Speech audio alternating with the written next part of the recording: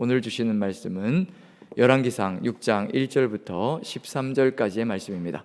열왕기상 6장 1절부터 13절까지의 말씀, 우리 찾으셨으면 한 절 한 절 같이 봉독합니다. 같이 읽겠습니다. 시작. 이스라엘 자손이 애굽 땅에서 나온 지 480년이요 솔로몬이 이스라엘 왕이 된 지 4년 15월 곧 둘째 달에 솔로몬이 여호와를 위하여 성전 건축하기를 시작하였더라.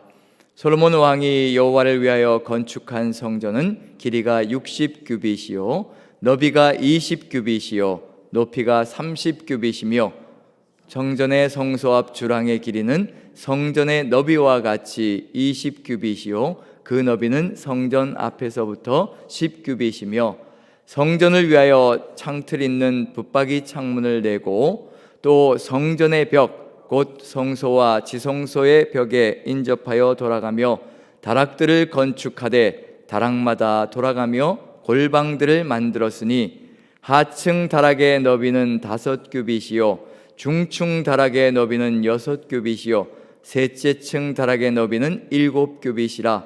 성전의 벽 바깥으로 돌아가며 턱을 내어 골방 들보들로 성전의 벽에 박히지 아니하게 하였으며 이 성전은 건축할 때 돌을 그 뜨는 곳에서 다듬고 가져다가 건축하였으므로 건축하는 동안에 성전 속에서는 방망이나 도끼나 모든 철 연장 소리가 들리지 아니하였으며 중층 골방의 문은 성전 오른쪽에 있는데 나사 모양 층계로 말미암아 하층에서 중층에 오르고 중층에서 셋째 층에 오르게 하였더라. 성전의 건축을 마치니라. 그 성전은 백향목 석가래와 널판으로 덮었고 또 온 성전으로 돌아가며 높이가 5규빗 되는 다락방을 건축하되 백향목 들보로 성전에 연접하게 하였더라. 여호와의 말씀이 솔로몬에게 임하여 이르시되 내가 지금 이 성전을 건축하니 내가 만일 내 법도를 따르며 내 율례를 행하며 내 모든 계명을 지켜 그대로 행하면 내가 내 아버지 다윗에게 한 말을 내게 확실히 이룰 것이요 내가 또한 이스라엘 자손 가운데 거하며 내 백성 이스라엘을 버리지 아니하리라 하셨더라. 아멘. 어제 저희가 성전 건축 준비에 대해서 같이 말씀을 나눴습니다. 성전 건축 준비, 그 준비가 성전의 기초라고 볼 수가 있는데 성전의 기초가 무엇일까? 다윗에게 베풀어 주신 하나님의 은혜였다라고, 그게 바로 시작이었다라고 살펴볼 때 우리의 존재 의미도 역시 마찬가지로 기초는 역시 은혜 위에 바탕하고 있다는 것이 분명할 겁니다. 그 은혜가 우리를 움직여가야 우리의 삶이 달라질 수 있고요 또 우리의 삶의 여정 속에서 그 은혜가 증거되며 세상이 달라질 수 있을 것이라는 것. 그래서 어제 준비 작업이 이루어졌고 오늘부터 본격적으로 이제 성전 건축이 이루어지고 있는 중입니다. 그럼 성전의 존재 의미가 무엇일까?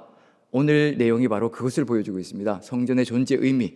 그 성전의 존재 의미를 얘기하고 있다는 얘기는 뭐냐면 우리가 지금 이 시대의 성전이고 우리가 모여서 또 교회를 이루고 있다는 점에서 교회의 존재 의미도 바로 이 안에 포함되어져 있다는 것. 그래서 교회의 존재 의미가 어떤 것인지를 정확하게 보여주고 또 성전의 존재 의미가 무엇인지 정확하게 보여주기 위해서 성전 건축 전체 속에서요 오늘의 내용 속에만 들어가 있는 내용들이 있습니다. 그걸 찾아가는 게 오늘의 목표일 겁니다. 다른 부분, 즉 내일이나 모레 이렇게 나아가면서 성전 건축이 계속 이루어지는데 다른 부분에서는 등장하지 않는데 유독 오늘 성전의 존재 의미에 대해서 가르쳐 주시기 위해서 하나님께서 오늘의 내용 속에만 집어넣어 놓은 내용들이 있습니다. 그걸 찾아가면서요 한번 살펴봐야 될 필요가 있는데 오늘 내용을 살펴보면 성전 건축에서 가장 중요한 기물을 만드는 건물을 만드는 내용이 들어가 있는데 성소와 지성소를 만드는 내용입니다. 오늘은 그런 내용이기 때문에 어쩌면 성전에서 가장 중요한 부분이라고 할 수가 있는 거죠. 하나님의 임재가 있는 장소, 즉 지성소 안에는 법궤 위에 언약궤 위에 하나님께서 임재하시는 장소라는 점에서 성소와 지성소를 만드는 이 내용 속에 시작과 중심과 끝부분에서 나아가야 될 길, 즉 성전의 존재 의미가 무엇인가를 정확하게 가르쳐 주기 위해서 이 내용이 들어가 있는 부분들이 있습니다. 오늘은 그 부분들을 좀 찾아가면서 말씀을 나누었으면 좋겠다는 생각이 듭니다. 먼저 1절을 한번 같이 읽어보죠. 1절 시작입니다. 그리고 중심을 찾아가고요. 그리고 끝분 결론을 찾아갈 겁니다. 자, 1절 같이 한번 읽어봅니다. 시점이 나타나는데 성전 건축에 대한 시점이 나타나는데요. 두 시점이 나타납니다. 왜 이 두 시점을 이야기할까? 같이 한번 읽어보면서 어떤 건지 한번 살펴봅니다. 1절 같이 시작. 이스라엘 자손이 애굽 땅에서 나온 지 480년이요 솔로몬이 이스라엘 왕이 된 지 4년 15월 곧 둘째 달에 솔로몬이 여호와를 위하여 성전 건축하기를 시작하였더라. 두 가지의 시점이 등장하는데 첫 번째가 뭐냐면 애굽 땅에서 나온 지 480년이 되었다라고 얘기하는 시점가요. 그 다음에 두 번째 솔로몬 왕 4년 둘째 달이라고 하는 내용이 등장하고 있습니다.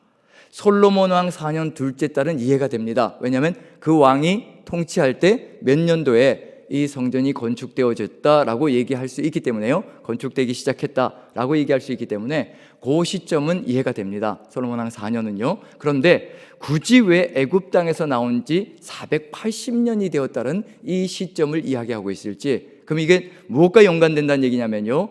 애굽 땅은 종되었던 집이고요. 종으로 살아갔던, 노예살이했던, 우리로 말하면 우리가 바로 십자가 보혈의 공로를 깨닫지 못하고 살아갔던 그 삶의 시점을 이야기하고 있습니다. 지금은 달라진 시점을 얘기하고 있는 중이고요. 그래서 이 내용을 가지고 그냥 가벼이 여기며 이렇게 생각하는 분들도 있습니다. 단순히 이 애굽 땅에서 나온 지 480년은 출애굽한 지 몇 년 되었고 지금이 정확하게 몇 년인지 알기 위한, 그리고 또 출애굽 연도가 몇 년인지 알려주기 위한 의중이 들어가 있다라는 점에서 966년 솔로몬 4년이 BC 966년, 즉 기원전 966년이라고 한다면요. 그 다음에 480년 전이니까 출애굽은 1446년이었다. 기원전 1446년이었다. 근데 정말 성경에서 하나님 말씀이 출애굽을 몇 년도에 했는지 그걸 알려주기 위한 의도를 가지고 이 이야기를 하고 있는 중일까? 애굽에서 나온 지 480년이라고 이야기를 하고 있을까? 그것은 아닐 거라는 생각이 듭니다.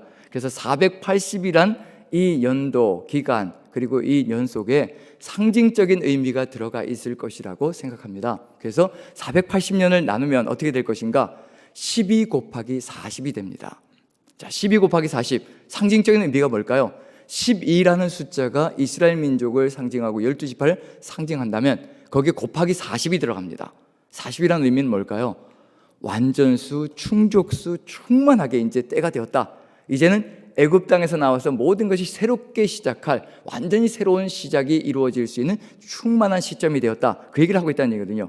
우리에게도 역시 마찬가지로 충만한 시점이 되어서 이제 새로운 전환점을 가지고 새롭게 나아갈 시점이 되었다. 그런 점에서 본다면 이 480년이라는 이 내용이, 이 연도가 하나님의 은혜 가운데서 이루어진 그 대역사가, 출애굽의 대역사가 이젠 새로운 단계로 나아갈 수 있는 역사가 이루어질 준비가 되었다. 성전 건축은 바로 그와 같은 시작이다라고 이야기를 하고 있다는 얘기거든요. 그래서 무엇을 한번 살펴보면 정확하게 알 수 있냐면요, 출애굽 때 홍해를 건너고 난 다음에 이스라엘 민족이 출애굽기 15장에서 하나님께 찬양의 영광을 올려드립니다.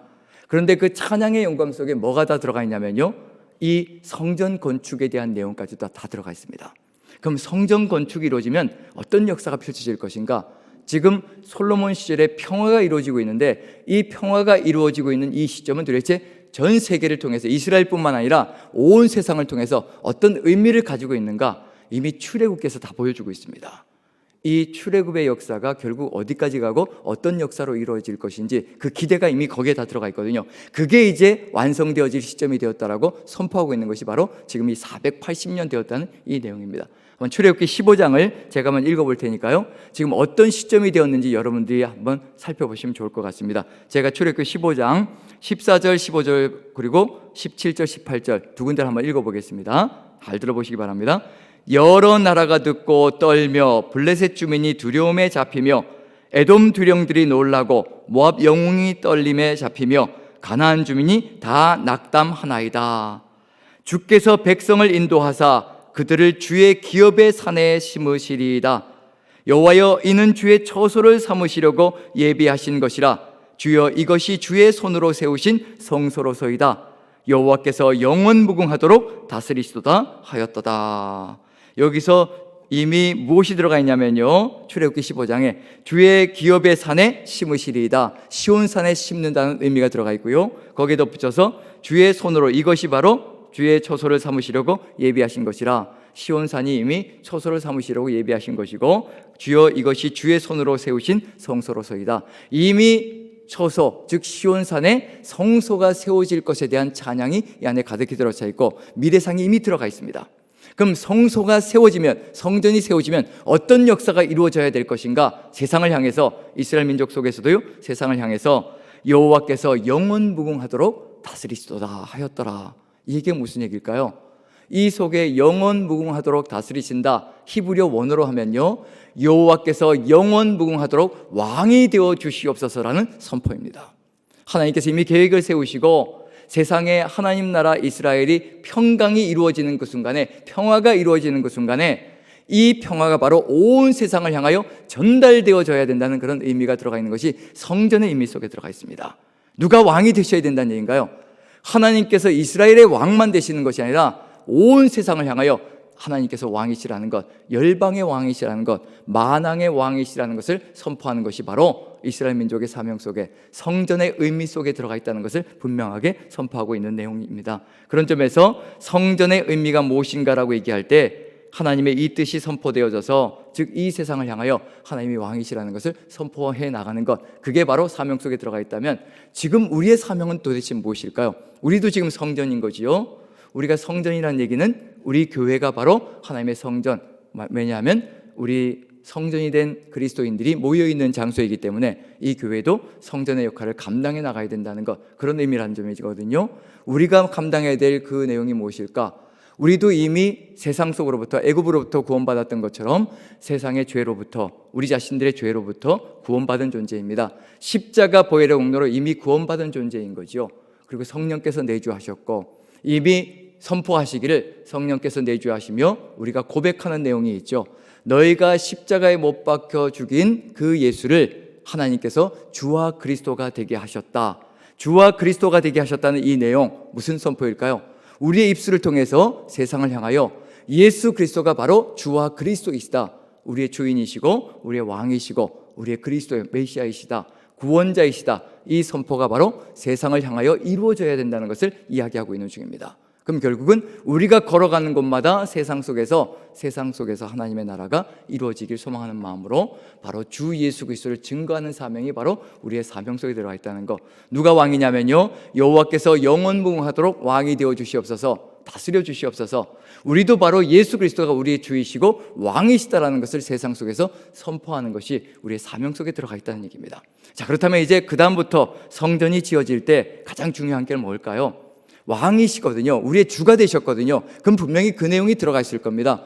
우리의 왕이시고 우리의 주사라고 하신다면, 우리가 그런 고백을 하고 있다면 우리의 입술에서 나가야 될 것이 무엇인가? 그럼 성전 건축의 중심 내용 속에 들어가 있는 것이 분명히 있을 겁니다. 그게 바로 우리가 살아가야 될 삶의 길이라는 것. 그래서 2절부터 10절까지가 중심 내용이거든요. 2절부터 10절까지가 주로 뭐가 나와 있냐면요, 규격과 그리고 구조가 들어가 있습니다. 그런데 규격과 구조가 들어가 있지만 중요한 것은 이제 지성소와 성소를 만드는 일이라는 것, 건물을 만드는 것이라는 것. 그런데 중심에 한 가지, 규격과 치수와 구조와 전혀 상관이 없는 내용이 한 가지 들어가 있습니다.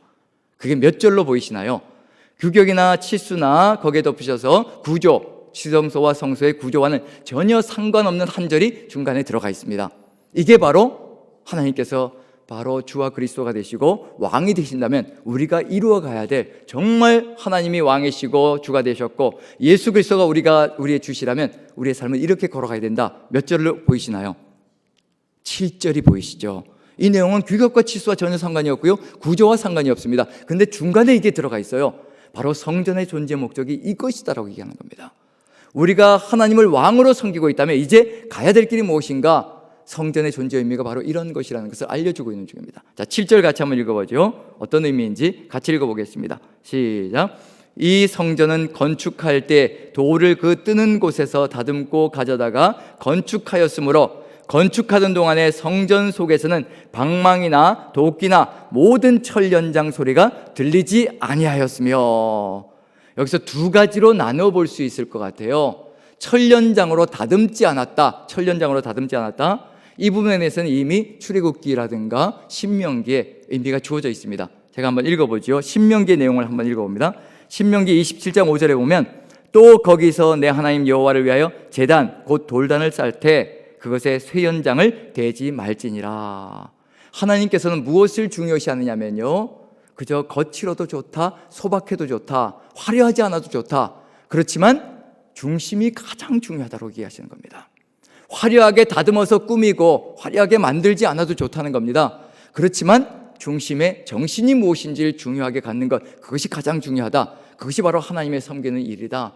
교회가 화려하고 웅장하고 크지 않아도 좋다는 겁니다. 다듬지 않아도 좋고요, 화려하게 만들지 않아도 좋다는 겁니다. 하지만 거기에 하나님을 향한 정말 하나님이 나의 왕이십니다라는 그런 고백과 정신이 들어가 있다면 그것이면 족하다는 그런 말씀을 하고 계시는 중입니다.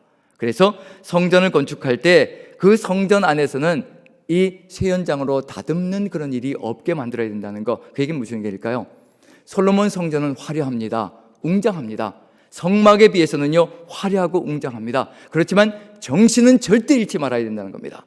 화려하고 웅장하지만 그것이 거치장을 위한 것이 아니라 하나님 앞에서 우리가 얼마나 바르게 살아야 될 것이며, 그리고 화려한 것이 아니라 금이라든가 이런 것들이 거룩함의 상징을 의미한다는 점에서 우리의 중심이 어찌 되어야 될 것인가, 그것을 알려주고 있다는 점에서 이렇게 화려할지라도 웅장할지라도 교회 건물이 클지라도 수많은 사람들이 모여 있는 장소일지라도 절대로 정신을 잃지 말아야 된다는 것, 하나님을 향한 그 정신, 그 마음을 잃지 말아야 된다는 것, 그게 무엇일까? 이제 여기서 보면 방망이나 성전 속에서는 방망이나 도끼나 모든 천련장 소리가 들리지 아니하였으며 라고 되어 있습니다.